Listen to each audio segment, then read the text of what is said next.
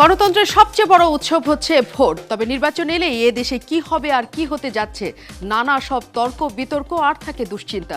কিন্তু এইবার একাদশ জাতীয় সংসদ নির্বাচন সকল দলের অংশগ্রহণে হতে যাচ্ছে।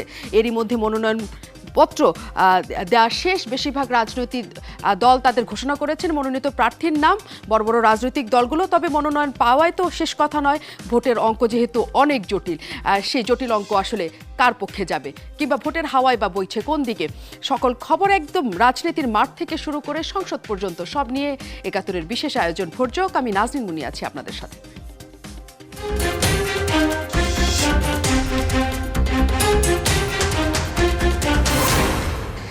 দর্শক, আজ আমরা আছি পর্যটন কেন্দ্র কক্সবাজার নিয়ে এবং কক্সবাজারের পাশে পার্বত্য তিন অঞ্চল বান্দরবন, খাগড়াছড়ি এবং রাঙ্গামাটি, এই সব নিয়ে আজকের পর্ব সাজানো হয়েছে। আপনারা জানেন যে কক্সবাজার পর্যটন কেন্দ্র হলেও সেখানে আসলে বিএনপি এবং আওয়ামী লীগ দুই বড় দলেরই বলা যায় তুমুল প্রতিদ্বন্দ্বিতার জায়গা। বিশেষ করে বিএনপি সেখানে জামাতকে সাথে নিয়ে ভীষণ রকমের শক্ত অবস্থানে থাকার চেষ্টা করেছে বরাবরই।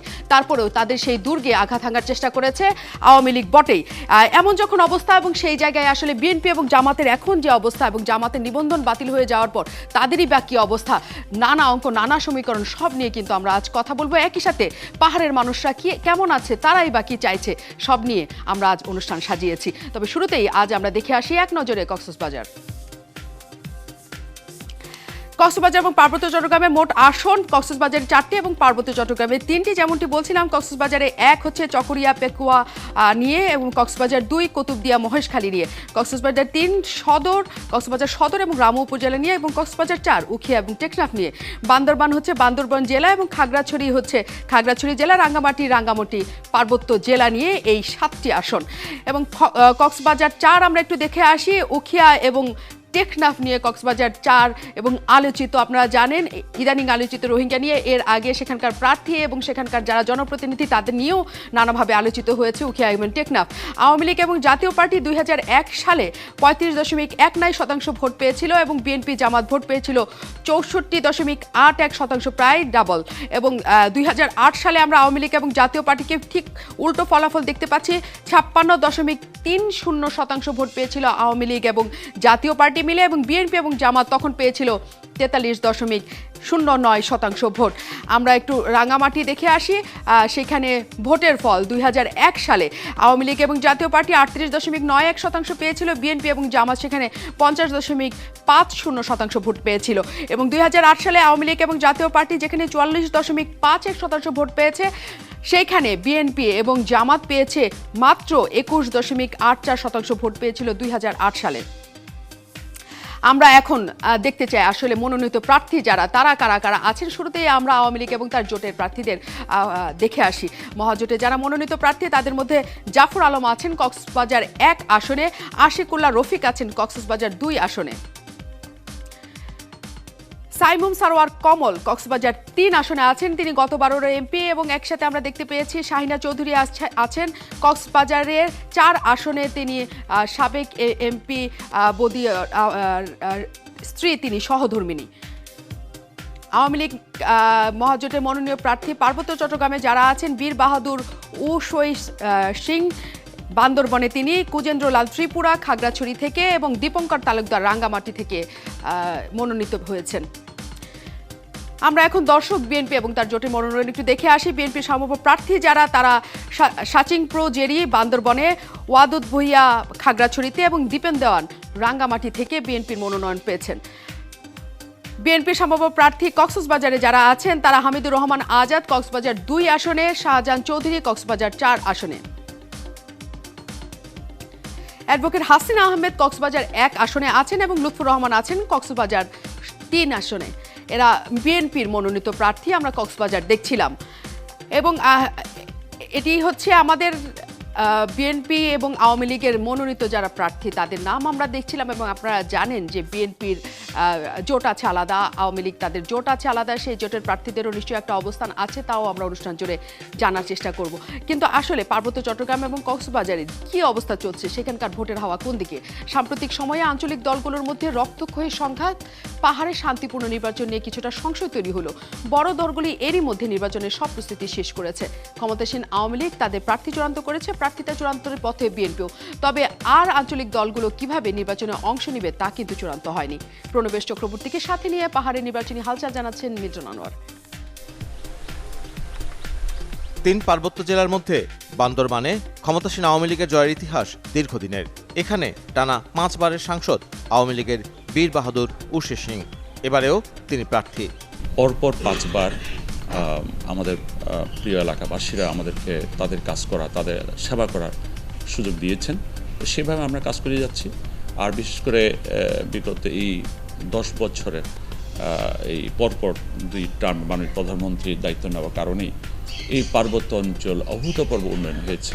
অন্যদিকে দলীয় কোন্দলে কিছুটা বেকায়দায় বিএনপি। দলের 2 গ্রুপের আছে আলাদা আলাদা কমিটি। তারপরেও জয়ের ব্যাপারে আশাবাদী তারা। এই বান্দরবানের জনগণ বুঝতে পেরেছে বিএনপি তাদের কত কাছের দল। এখন কিন্তু অধিকাংশই বিএনপির সমর্থক। গণতন্ত্র বলতে যেটা, এখানে অনেক দল আছে, আঞ্চলিক দল রয়েছে, আমরা রয়েছে, অন্যান্য দল রয়েছে। আমরা কিন্তু কেউ শান্তিভাবে আমাদের সাংগঠনিক কার্যক্রম বা দলীয় কার্যক্রম চালাতে পারছি না। খাগড়াছড়ি পার্বত্য আসনে ক্ষমতাসীন আওয়ামী লীগের কোন্দল চলছে গেল পৌরসভা নির্বাচন থেকে।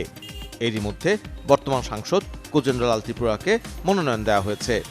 যা আমরা ভাবি নাই সেটা আমাদের প্রিয় নেত্রী জননেত্রী শেখ হাসিনা তিনি ভাবেন বলে এই এলাকার উন্নয়ন সাধিত হয়েছে। আর বিএনপির সাবেক এমপি ওয়াদুদ ভূঁইয়া মনোনয়ন পেলেও সাজার কারণে নির্বাচন করতে পারবেন না। সেক্ষেত্রে সমীরণ দেওয়ান প্রার্থী হতে পারেন। দেশের স্বার্থে এবং এই পার্বত্য অঞ্চলের স্থায়ী শান্তির স্বার্থে যাতে সাম্প্রদায়িক সম্প্রীতির অটুট রেখেই আমরা উৎসব মুখরভাবে নির্বাচনে অংশগ্রহণ করতে পারি। আর আঞ্চলিক দল ইউপিডিএফ তাদের প্রার্থিতার বিষয়টি চূড়ান্ত করেনি। 3 পার্বত্য জেলার মধ্যে সবচেয়ে গুরুত্বপূর্ণ সংসদীয় আসন হচ্ছে রাঙ্গামাটি। 14 নির্বাচনে ক্ষমতাসীনদের প্রার্থীকে পরাজিত করে পাহাড়ের রাজনীতিতে নতুন সমীকরণে জন্ম দিয়েছিল জনসংহতি সমিতির উষাতন তালুকদার। এবারেও নির্বাচন করছেন তিনি।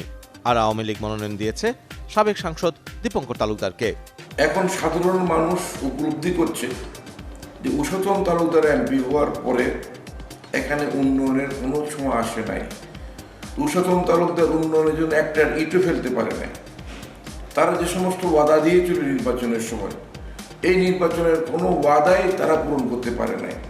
আমরা যেহেতু জনসংহতি সমিতি গণতান্ত্রিক রাজনৈতিক দল, সেহেতু গণতান্ত্রিক প্রক্রিয়া নির্বাচন তো এর একটা অঙ্গ। সেহেতু নির্বাচন যথাসময়ে যথাযথভাবে সুস্থভাবে অনুষ্ঠিত হোক, সেটা তো আমরা চাইবই।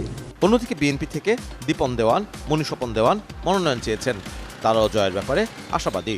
এখানে যদি সুষ্ঠু নিরপেক্ষ নির্বাচন হয়, জনগণ বিএনপিকে ভোট দেওয়ার জন্য উন্মুখ হয়ে বসে আছে।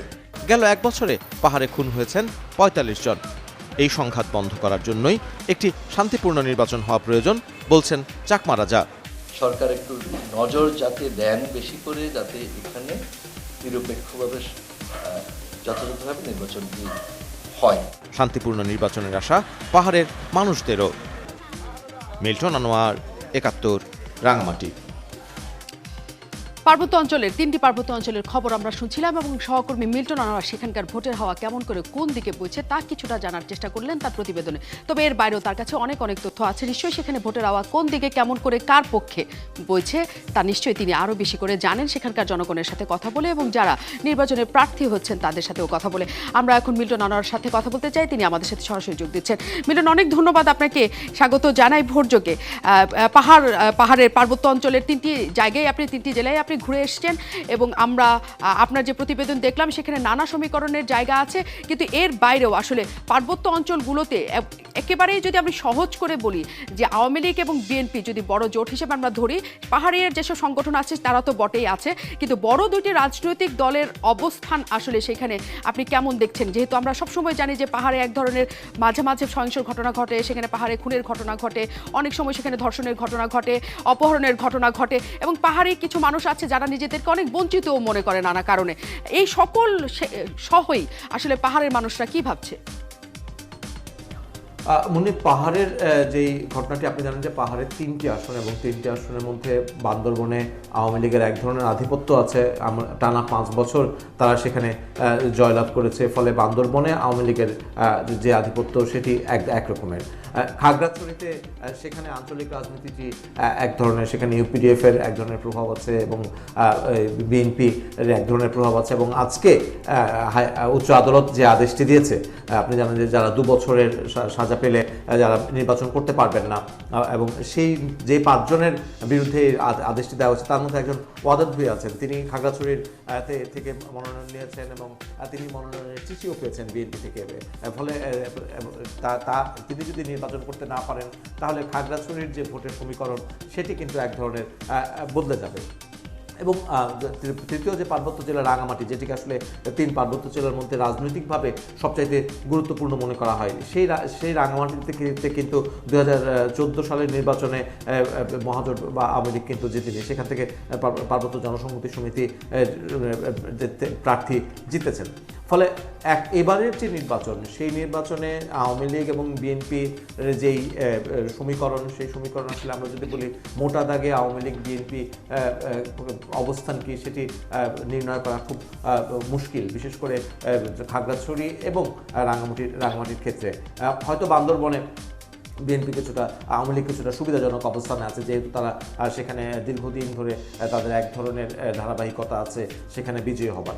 কিন্তু সাম্প্রতিক সময়ে যেই খাগড়াছড়িতে যেই সংঘাত হয়েছে এবং তার ফলে আঞ্চলিক দলগুলোর মধ্যে যে রাজনৈতিক টানাপোড়েন, সেটিও তো জাতীয় নির্বাচনে এক ধরনের প্রভাব ফেলবে। এবং মিল্টন, আপনি বলছিলেন যে এই দুটি বড় দলের বাইরে আঞ্চলিক যেসব সংগঠন আছে, ইউপিডিএফ এর কথা বলছিলেন, এবং সেই সময় দেখা যায় তারা হচ্ছে পাহাড়ের জনগণের অনেক অধিকার আদায় নানা সময় আমরা তারা দেখি রাস্তায়, এবং তারা যেহেতু খুব কাছাকাছি তাদের অবস্থান করে পাহাড়ি মানুষদের, তাদের অবস্থান কি আসলে যেমন 2014 সালে একটি আসন তাদের কাছে চলে গিয়েছিল, তেমন অবস্থান কি তাদের তরফ থেকে একটু ভালো মনে হচ্ছে আপনার, যে তারা আসলে ওই একটি আসন থেকে বাড়িয়ে 2-3টি আসনের দিকে এখন চলে যেতে চাচ্ছে, এমন অবস্থান তৈরি হয়েছে কিনা সেখানে? দেখুন, সেটি একটি থেকে 2টি হবে কিনা সেটি আসলে বলা মুশকিল, কারণ এখনো পর্যন্ত আঞ্চলিক দলগুলো তাদের প্রার্থিতার বিষয়ে বা তারা কিভাবে নির্বাচন করবে সে বিষয়ে কিন্তু এখনো সুস্পষ্টভাবে কোনো কিছু জানায়নি, এবং তারা এখনো পর্যন্ত তাদের প্রার্থীদের একাধিকজন তাদের এই সমস্ত আসনে আঞ্চলিক দলগুলোর প্রার্থীদের নিয়ে যেন কিন্তু প্রার্থিতার বিষয়টি তারা চূড়ান্ত করেননি, কিংবা সেই অর্থে জোরে সোরে নির্বাচনে নামা সেটিও নামেননি। কিন্তু আওয়ামী লীগ বিএনপিও যদি নির্বাচন করে এবং তারা যদি প্রার্থী দেয় এবং তাদেরকে জয়লাভ করতে হলেও কিন্তু আঞ্চলিক দলগুলোর এক ধরনের সমর্থন তাদের প্রয়োজন হবে।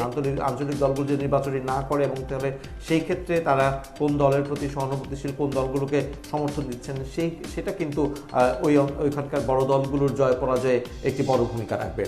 অনেক ধন্যবাদ মিল্টন, অনেক ধন্যবাদ আপনার কাছে। নিশ্চয়ই আমরা আবার আসবো। সহকর্মী মিল্টন আনোয়ার আমাদের সাথে যুক্ত হয়েছিলেন, তিনি পার্বত্য অঞ্চলের 3টি জেলা ঘুরে এসেছেন, বান্দরবন সহ বান্দরবন, খাগড়াছড়ি এবং রাঙ্গামাটি। সেখানকার ভোটের হিসাব তিনি বলছিলেন বড় 2টি রাজনৈতিক দলের বাইরেও, জোটের বাইরেও সেখানে আঞ্চলিক যেসব সংগঠনগুলো আছে তারাও নির্বাচনে তাদের অবস্থান জাহির করতে চায়, এবং 2014 সালে তারা তা প্রমাণও রেখেছে একটি আসনে। এই যখন অবস্থা, তখন তো ভোটের অঙ্ক নানাভাবে আমরা দেখতে পাই, কিন্তু রাজনীতির মাঠে, একেবারে ভোটের মাঠে জনগণ কোন দিকে যায়